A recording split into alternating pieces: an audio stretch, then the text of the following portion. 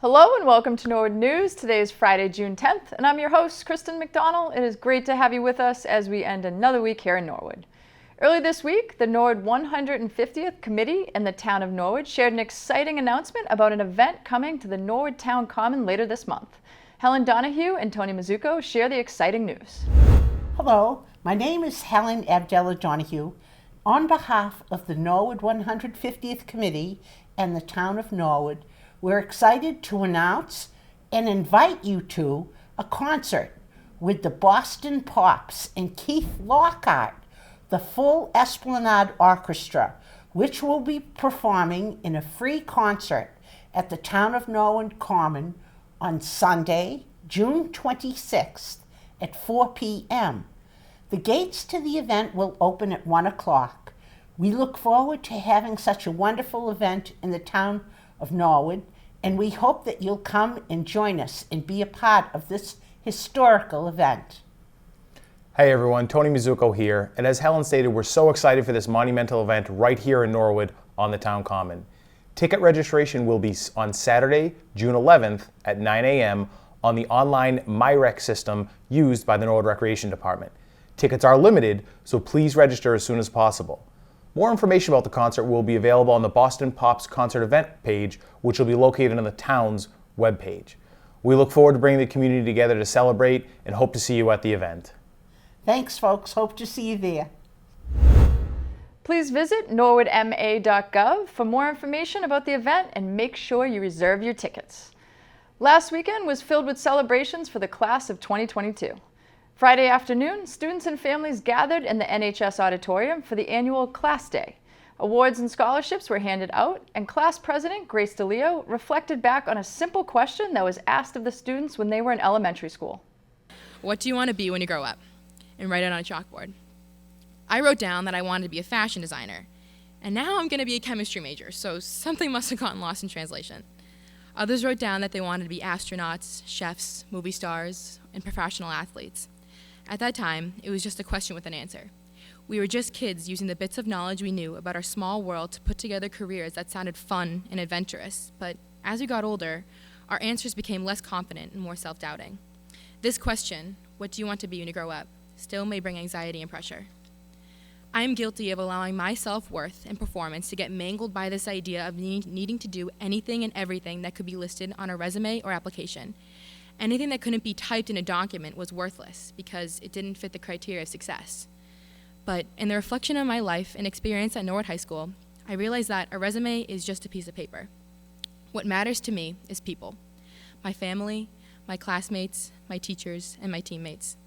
I look back and think about the drives to football games, the long bus rides to Hopkinton with a box of Cheez-Its in one hand and a blaring speaker in the other, Buffalo Chicken Dip Fridays, playing mat ball on rainy days in gym class, the after-school Starbucks trips, and Dr. Gallagher's Friday afternoon send-offs over the loudspeaker. There is so much more, but most of all, I think about the people I share these memories with, the incredible young adults that I got the honor to meet and grow with. Looking back, I realize that the question isn't what are you going to be when you grow up, but rather who are you going to be when you grow up. To all our future doctors, scientists, businessmen and women, lawyers, police and firefighters, service members, teachers, and just plain good people, be the best version of yourself. You are the only person that can create the future you want, so go out in the world and make it your playground. Find what you love, live in the moment, trust your instincts, surround yourselves with people that will have your back even when the road is at its steepest, and just keep going. Now is the moment you've been waiting for. William Shakespeare once said, "It is not in the stars to hold our destiny, but in ourselves." Hey, at least now we can part ways with Shakespeare in an inspirational manner, not a crying at midnight trying to finish your Hamlet essay.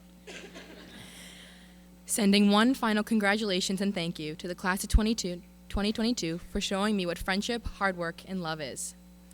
I know each and every one of you is going to pave a great path of success and happiness for yourselves. Remember, this is not the end. It is just the beginning.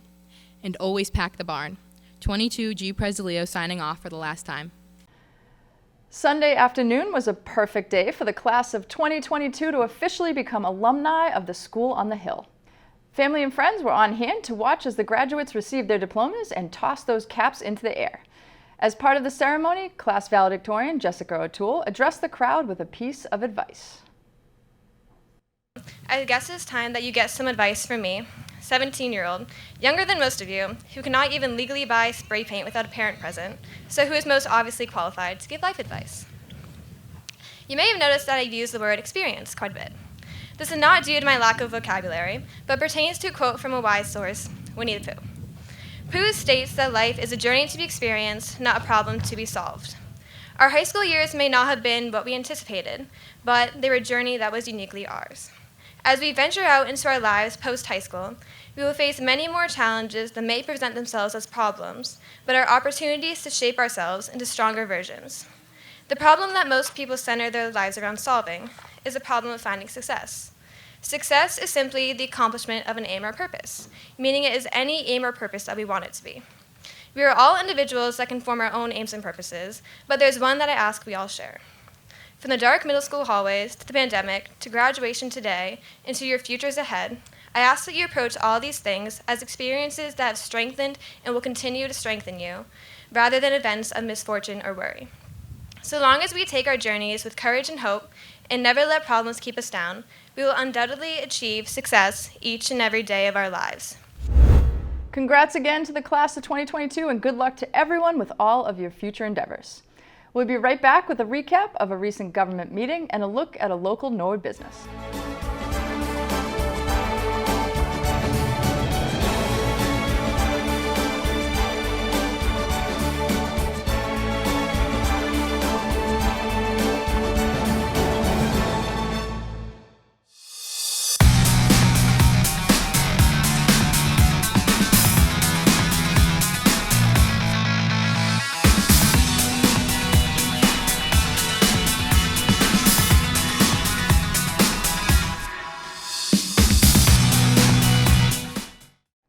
Welcome back. Monday night, the Norwood Planning Board closed the public hearing for 596 Neponset Street. As reported last week on Norwood News, the proposed plan would see the addition of a 100-plus parking lot adjacent to a new enterprise rental facility and a residential neighborhood. The controversial case has garnered attention recently from neighboring residents and town meeting members. Chairman Ernie Pasakowski acknowledged several pieces of correspondence that the board received regarding the project. After hearing the updated plans from the project engineers, the planning board made their comments. I'm not really a big fan of cutting down trees for parking lots. It's just how I feel, especially when it really doesn't have a good fiscal impact. Just simply put. So for those reasons, not entirely in support of this. I appreciate Mr. Spiegel, everything he's done for the town. It's nothing personal against him, but it's just how I feel. Things we could do by right, libraries, whatever your list of. I think were all things that when the Boston Providence Highway was coming in front of us, and that went on for about 5 years. Am I close on 5 years? Did we work on that? That was a long time in coming, and I didn't like all of the projects, but one of the things that we wanted to do was to have more businesses out there for all of us that live here too, whether it's daycare or so to say that it's less intensity, I don't know that that's what I object to with this. We want more tax base, which your commercial businesses give us, and when we get a building and activity, so I don't agree with your point completely, respectfully. You made the point for me. There's more people coming and going, and that's businesses, that's revenue, that's a building. It's clear as day that the parking lot thing is the parking lot thing. And to Joe's point, I wasn't adverse. Did I want another big, huge building with more blacktop at launch? But we voted on that, and it was relatively contained. And then, so I appreciate Matt's work on this. I do, Matt. I appreciate that you. Sure. When I'd like to respond, I'd like to. Okay. And in all fairness, I live in the town, and I know we want things. You got to develop things. This is the deal. The neighbors are getting green, and Route 1 is getting less green, and that was the whole point. We didn't get everything we wanted on Boston Providence Highway, but those of us that don't live on the Ponce Street wanted it not to be a big black-topped, we wanted it to be a little prettier. So that's what you're not going to get everything you want. Following the board members' comments, Chairman Pachakowski opened it up for public discussion. You do understand how we feel about looking out one day this past late fall and finding orange stuff tied to a whole bunch of trees behind our house and never having heard anything about it. And don't tell me, I just turned 83, that I should be wandering around looking at every bloody newspaper that I could find in the middle of a pandemic when we weren't going in stores. So, I don't know where you can put in a town bylaw way down the road that abutters need to be notified when there is a zoning change afoot. I think you have to call your state and local. Well, I'm just saying. Yeah, but it's a state law. It's not, we can't do. You can't supersede a state law with a local one? No. Okay. Can we? Yes. I've asked that Yes, question. you can. No. You can add to it, you can't make it less, but you can make it more. We You would can, have you to can get make it more approval. specific. Anyway, yes. that's another discussion. That's Don't another- call Mr. Rogers. But it's rooted in the way a lot of us review this thing. Aside from the fact that it really doesn't fit with the idea of what to do with the area abutting or along Route 1, the corridor.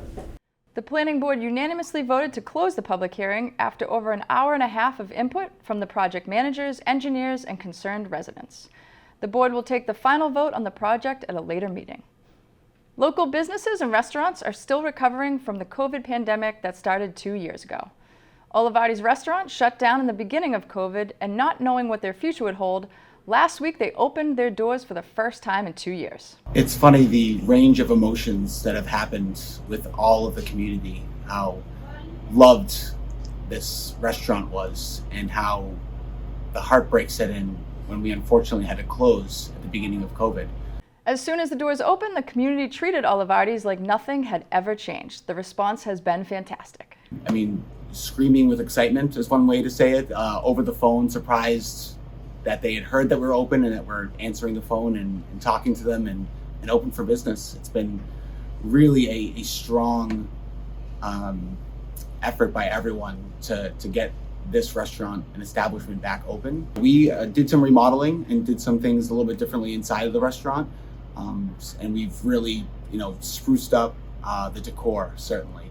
The level of service is still there. The level of the quality of food that Chef Joe provides is second to none. So we're really excited to bring that back.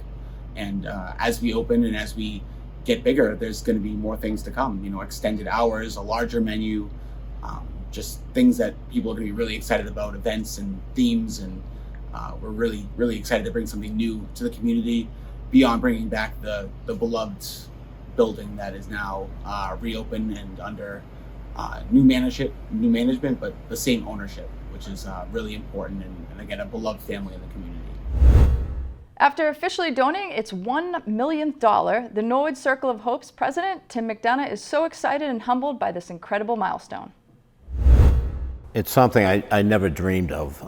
When we started the Circle of Hope 24 years ago, just a small group of dedicated people from around town, police, fire, nurses, school personnel, and just volunteers. And we said, well, we wanted to fulfill a promise that was made by Lee Kennedy to her daughter, Michelle, who had just passed away from a battle with cancer.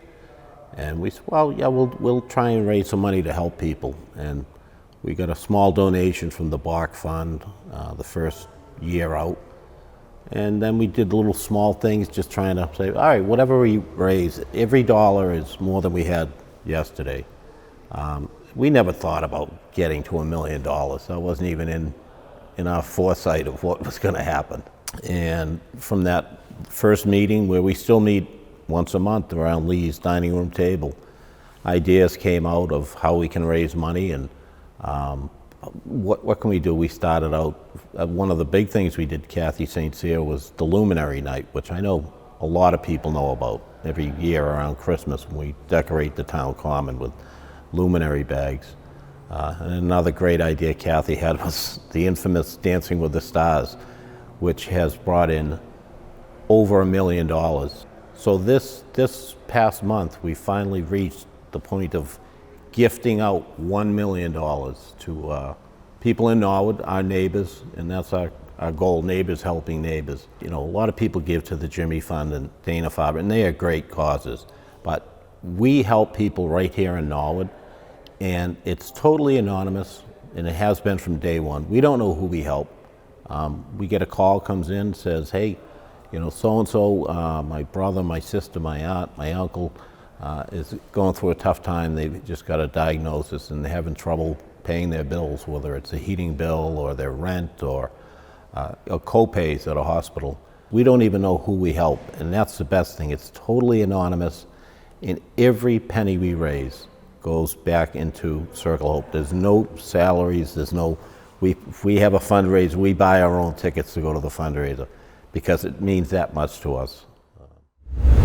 And now we're going to toss it over to Zaina Najjar with school news. Hello, I'm Zaina Najjar, and let's take a look at some of the activities happening in our Norwood schools this week. In technology news, the Norwood IT team was honored at the annual Norfolk County Teachers Association's annual awards banquet. They were nominated by the Norwood Teachers Union and received a Distinguished Service Recognition Award. Also at the awards, Cleveland reading teacher Nora Galvin was honored at the NCTA Honor Award. Nora was also named the Norwood Teacher of the Year earlier this month. Congratulations to our IT team and Nora Galvin. In Norwood High School news, junior Natalia Barriga was a finalist in the 2022 Massachusetts Letters about the Literature competition for her letter to Nick Stone about the book Dear Justice. The program invites students to read a book of their choice, reflect on it, and write a personal letter to its author, explaining the impact this work had on them. Congratulations, Natalie. This week at the Coakley Middle School, they continued their tradition of hosting a literary luncheon. Students and seniors read the same book and then meet to discuss it. It was a great way for the students to interact with the seniors, and the seniors enjoy it just as much as the students. Special thanks to the English teachers Rachel Siegel and Rebecca Spillane and Joe Oliver. Also at CMS, a giant 20-foot diameter Earth globe was in the school gym for students to learn about the Earth. EarthView is a program run by Bridgewater State University, and students learn about GPS, satellites, and overall geography. In addition, they brought a large map of Massachusetts for the students to explore by walking across. Exciting cultivating news at the Callahan School this week. Mr. Down's 5th grade class had been learning about growing plants and crops for a harvest. The student farmers have tracked the growth over the past several weeks, all leading up to the harvest. Rainbow chard, Biv lettuce, and greens were among the produce grown. The harvest was used in a mixed green salad and served for lunch. It does not get any more local than that. What a great experience for the students to feast on a salad that they started from seeds. Thanks to Eli Norris and the staff at Chartwell Food Services. At the Cleveland School, 5th graders challenged Officer Kevin McDonough to games of hoops this week. We are not sure who won, but we do know it's great to see Norwood Police having fun with our students. This week, 5th graders at the Oldham spent an afternoon tie-dyeing shirts for 5th grade Step-Up Day. Students learned how to make different designs by folding, swirling, or scrunching t-shirts and securing them with rubber bands. They applied the tie-dye to the shirts without making too much of a mess and also enjoyed an icy cool popsicle. The Oldham students will wear green tie-dyed shirts for 5th grade Step-Up Day at the Coakley Middle School this Friday, with the other 5th grade classes from the other elementary schools. The tour of the Coakley will be followed by an all-town 5th grade field day. At the Prescott School, the 4th graders had an honor of meeting Army veteran Mr. Connell, an above-the-knee amputee. Mr. Connell is heavily involved in the Paralympics and has worked at the U.S. Olympic Training Facility. Special thanks to Karen Hurley, school physical therapist, for coordinating this visit. At the Little Mustangs preschool, there is some exciting science happening. The students are observing caterpillars, thanks to their fabulous PTO. They are learning about the life cycle of the caterpillar from egg to caterpillar, chrysalis to a beautiful butterfly. The students get to watch this happen in their very own classrooms. Classes have enjoyed reading The Very Hungry Caterpillar and playing some games. In one classroom, the students learned about and painted a symmetrical butterfly. Students pretended to drink like a butterfly using their straw, just like butterflies drink nectar. Some got to witness the butterfly emerging from its chrysalis. Classrooms have been letting their butterflies go, and maybe they may end up in your backyard. Well, that's it for school news. There is something interesting happening in our schools every day, and thanks to all the educators who share their news with us. Now let's go to Mike Maloof with the latest in sports news. Hello everyone, and welcome to the Sports Update. The 2021-2022 high school sports season has come to an end as our spring sports fell short in their tournament runs. Softball started off their tournament by traveling to Wilmington last Saturday. The girls had a great performance, coming away with the 11-2 win and advancing to the round of 32. Then, just 2 days later, on Monday, they traveled one town over to take on rival Walpole. The girls jumped out early when Sam Rose's hit scored Kaylee Reed to take the 1-0 lead. From there, it was all Timberwolves. Big hits and great pitching helped Walpole take the 9-1 win. And just a few hours later on Monday night, baseball hosted their first tournament game against Neshoba Regional at Balch Field. It took just the third batter of the game for the Mustangs to get on the board when Jack Cropper laced a triple into the right center gap, scoring George Tolman. Norwood would extend their lead to 2-0 in the first, but Neshoba showed some fight, scoring 3 of their own in the second inning to take the 3-2 lead. Then in the third, the Mustangs would take back the lead, scoring 4 runs in the inning. Some big hits by Sean Dittmeyer and Jonathan Demaray would give them the 6-3 lead. Demaray, the Mustangs starting pitcher, would take that momentum onto the mound, and he would get stronger and stronger as the game went on. Some timely strikeouts and big plays in the field by his teammates would help secure the 7-3 win. We had a chance to talk to the winning pitcher after the game. Take us through that. You guys find yourself down a little early, and yet, you just as a pitcher seem to get stronger as the game went along. How do you feel that, personally, you were able to do that tonight? Well, we got great leadership on the team. We're always fighting, and whenever we need a run, we know we can count on some guys. Through the power of the replay here, we could tell that was a foul ball. It wasn't even close. Yeah. It wasn't even close. Yeah. And then the way you were able to then, kind of come back and strike that guy out looking, that seemed to be kind of a game changer for the show. But did you get a sense that after that was overturned, as it were, they just kind of seemed to lose a little bit of any sort of momentum that they had? Yeah, well, their momentum was at its highest point then, and it just got shot down by a clear foul ball. That's right. Now, on some of the replays we saw that outside corner was not being called. Oh yeah, that second to last pitch. Yeah, right down Broadway. Yeah, that's what I thought.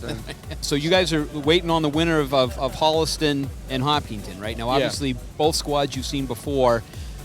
Not that you might have a preference, doesn't really probably matter, but if you had to pick somebody that you'd want to you'd face in the next round, do you really care? No, we'll take anyone. There you go. I don't blame you. I don't blame you. Listen, a fantastic job, not only, again, on the hill tonight, but, with the bat, some timely hits, by everybody, including yourself there, to kind of help yourself out, driving in a couple. But really a great season, and looks like a great start here to the playoff push. Thank you. We're here to stay. All right. Congratulations. Congratulations. Great job. Thank you. Then on Tuesday, both lacrosse teams were off to Dedham High School because of the reconstruction of the Norwood High School track and turf. The girls played the first half of the doubleheader when they took on Melrose. It was a back-and-forth game as both teams traded goals, but as the first half rolled down, Melrose was able to net a few unanswered and took the 10-6 lead. In the second half, the Mustangs would show some fight and close the gap to 3 goals, but Melrose proved to be too much to handle and came away with the 16-12 win. Then the second half of the doubleheader saw the Deadwood boys take on the Spy Ponders of Arlington. The 31 and 32 ranked teams were set for a close matchup, and close it was early. Both teams traded goals, and it was looking to be a 3-3 tie going into the end of the first until this last-minute play. And now number 22 for Norwood is Kevin Sopel. 4 seconds left.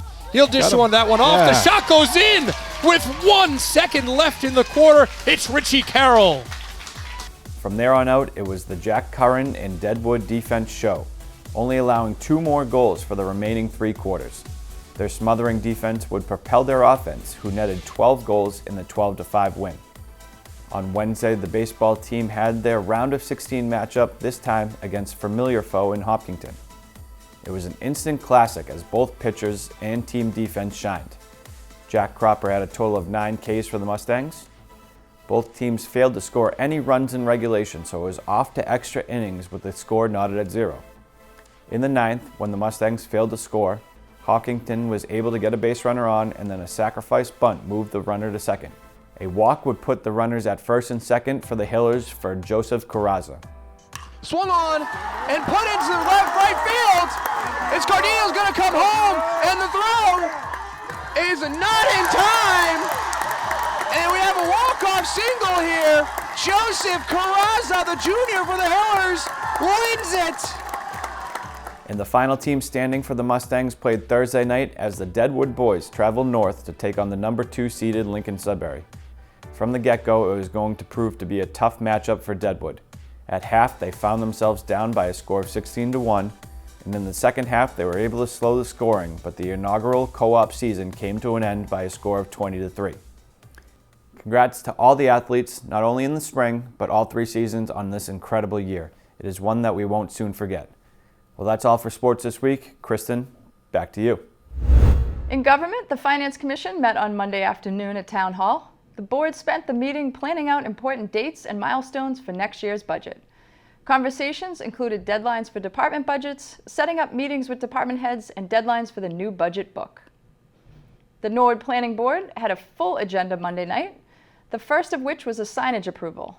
The board approved the designs unanimously. Metropolitan Cabinet on University Ave proposed plans to add small additions to their existing building. It was recommended that a condition be placed on the permit that any changes made to the stormwater management system be brought before the Conservation Commission. The board approved unanimously. The Planning Board will meet again in the coming weeks. Tuesday night, the Zoning Board met with 4 public hearings on their agenda. To begin the meeting, the applicants of 137 Edge Hill Road withdrew their application, so the board then began discussion on a public hearing for an addition at 89 Wilson Street. After a very brief discussion, the board approved the addition. The next agenda item was a continued public hearing for 1223 Washington Street, applying for a multifamily and parking variance. The board and public had questions on the size of the unit and parking concerns. Additionally, members of the public had concerns on potential flooding issues and snow removal in the winter.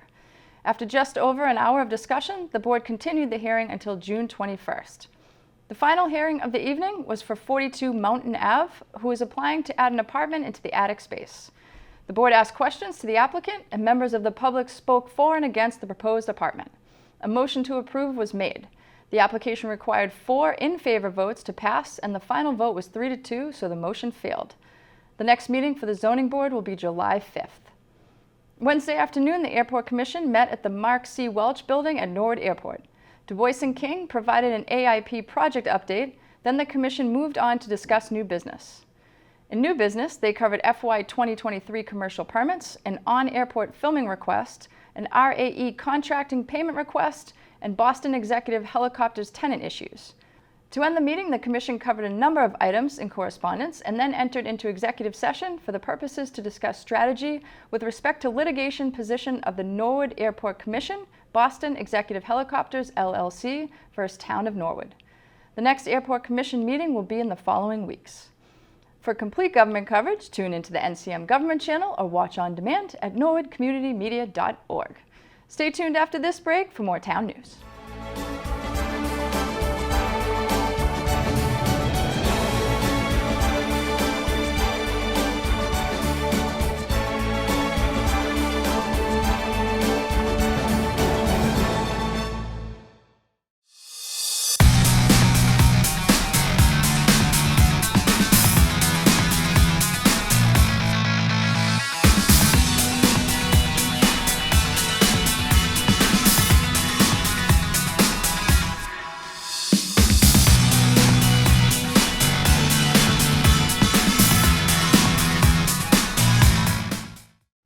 Welcome back.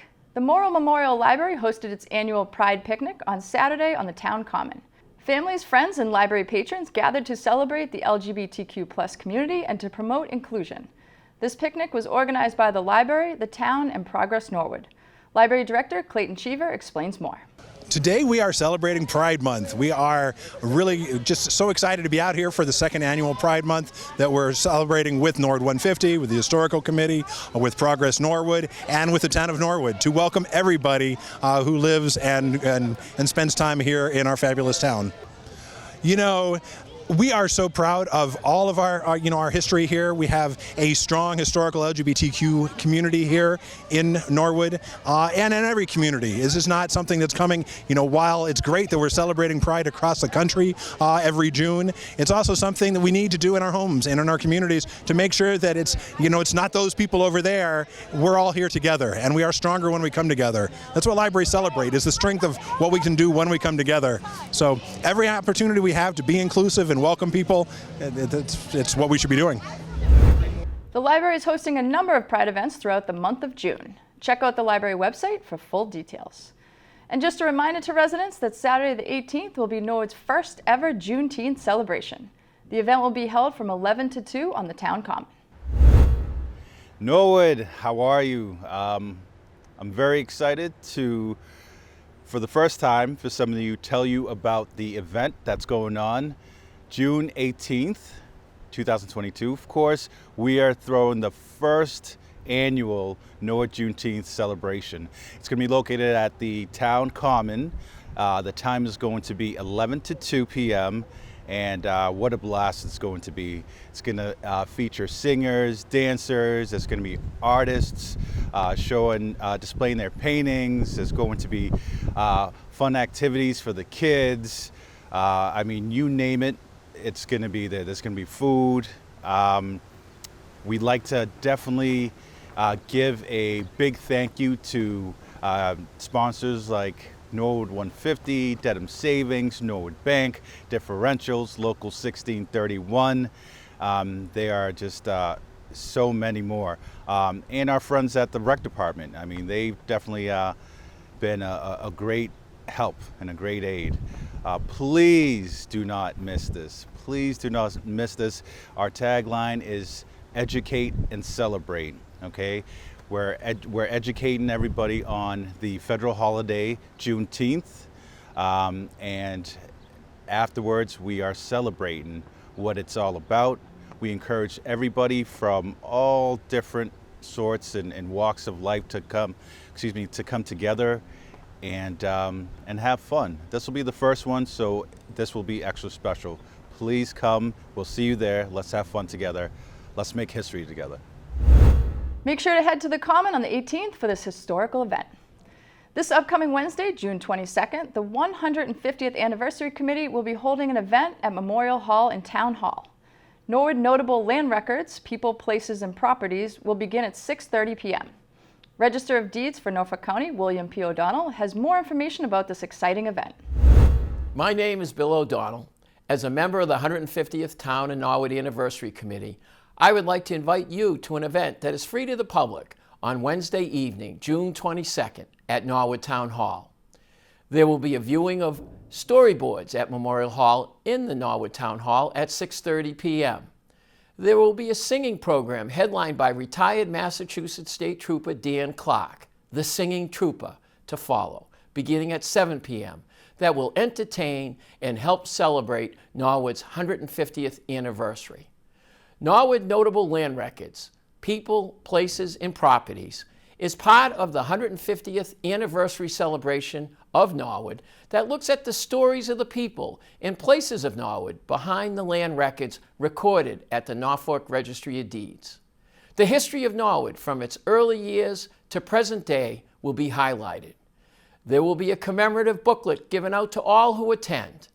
The places chosen for this commemorative booklet and exhibited on the storyboards tell a piece of the story of the town of Norwood. The individuals highlighted in this commemorative booklet and exhibited on the storyboards really represent all who have lived in Norwood and make it such a special place to live. The singing trooper, Dan Clark, will highlight a celebration of 150 years of the town of Norwood in word and song. On behalf of the 150th Town and Norwood Anniversary Committee, we look forward to seeing you at Memorial Hall in the Norwood Town Hall on Wednesday evening, June 22nd at 6:30 p.m. Well, that's all for Norwood News. To stay up to date with Norwood Community Media, follow us on Facebook, Twitter, and Instagram. As always, thank you so much for watching. Have a great weekend.